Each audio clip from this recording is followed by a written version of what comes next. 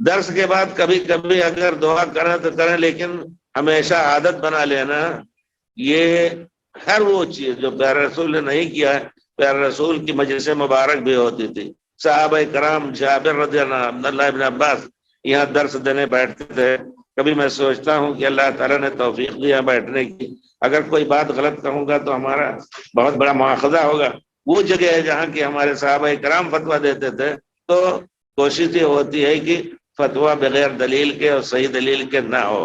تو وہی ہے کہ درس میں نہیں آپ دیکھیں گے کہ وہ لوگ دعا نہیں کرتے تھے، لمبی لمبی دعا، آدھا وقت درس کا اسی میں خرچ کر دیں۔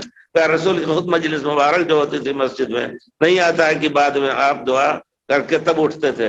البتہ ایک چیز آئی ہے پیارے رسول کی حدیث میں کہ مجلس سے اٹھیں اگر تو اس میں یہ دعا پڑھنا ہے، سبحانک اللہم و بحمدک لا الہ الا اللہ استغفرک و اتوب الیک۔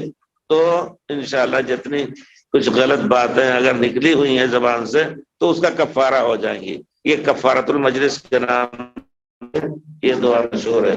لیکن یہ کہ ہر مجلس کے بعد اللہ کا کچھ جیسے لوگ لمبی دعا کرتے ہیں اور اس دعا کی شرکت کے لیے لوگ آخر میں آ کے بیٹھتے ہیں، یہ سب چیزیں سننا، ہاں دل حاضر ہے سب کا، کر لیا تو کوئی بات نہیں انشاءاللہ۔